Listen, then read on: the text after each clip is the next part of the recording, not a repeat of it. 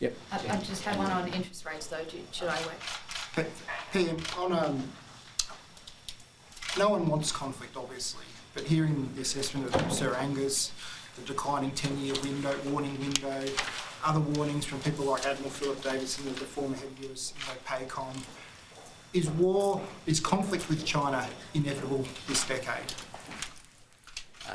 We need to do all that we can to advance peace and security in our region. And that is our starting point.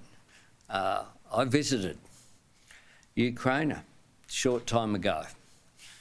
I saw firsthand on the ground the consequences of what conflict looks like. I spoke firsthand to families there in Kyiv and surrounds. I firmly believe that one of the objectives, front and centre, of having a strong defence of Australia is to make sure that we avoid conflict. That is the objective of this government, and I believe that's the objective of which the Australian people want to see. And this focus is very much on just that. If there's, I might take, there's a couple of additional things outside, so I'll take a couple of questions here on other matters that have been foreshadowed, and then, as I said, I've already given notice that I'll be doing another press conference. Yeah, so can I thank Stephen and Angus very much. I'm not sure if they have a position on the Voice, so. Well, we'll have two chances today, hopefully. In terms of the Voice to Parliament on the weekend, there is deep division within the Yolngu leadership as well as within the Indigenous community about the way forward, while many people are appreciating your words on the weekend.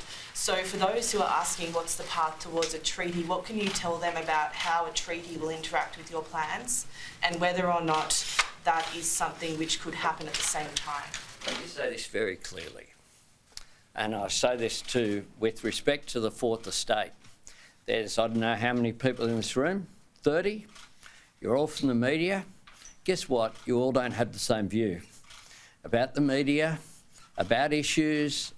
The idea that you should, because you are an Indigenous Australian, have the same view as every other Indigenous Australian is not real. And of course, there are divergent views. But what we know is that the Uluru Statement from the Heart didn't appear in a vacuum. It occurred after years of the most extensive consultation with First Nations people around the country. And they came forward overwhelmingly with a united perspective. And that is a vision for the country. It's a generous and gracious offer to non-Indigenous Australians to walk with them going forward. It is something that I am strongly supportive of.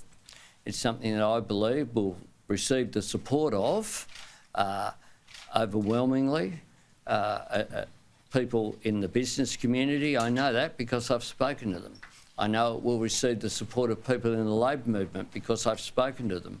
I know it will receive overwhelming support of church organisations because I've spoken to them.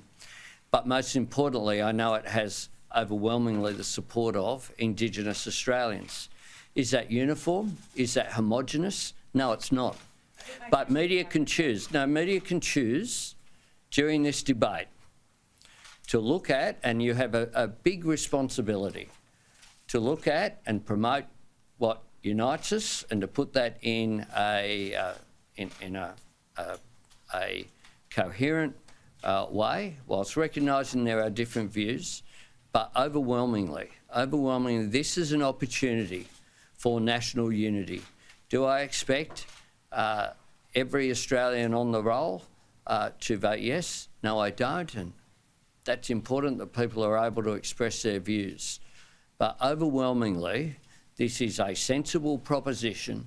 The speech I gave on Saturday was about moving the debate forward, in a constructive way, and overwhelmingly the support of senior Indigenous leaders as well as the Indigenous members who happen to be at the Gama Festival. And I spoke with Yolngu leaders there, the elders. I had dinner with them at Gama, and they were extraordinarily supportive of the direction which was being taken.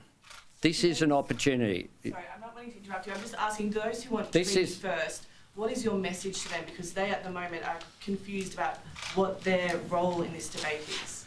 Well, part of having a voice to Parliament is to inform the processes as well about makarata, about truth-telling, about treaty. In terms of getting the processes right, if people think that you can achieve a treaty in this term of Parliament, then I'd say that is ambitious. What you can achieve in this Parliament is a step forward during this term, and it would be an important step forward for our nation if we achieve that, and will be, I think, a very positive moment for the nation, and that is what I am very much focused on, and I'm focused on that with the support of the senior people who we have in this Parliament, including, of course, Linda Burney as the Minister, Pat Dodson as the Special Envoy for the Uluru Statement from the Heart, but other First Nations leaders. And I was contacted by Ken Wyatt, and I thank him for his generous support and his very positive message that he sent me about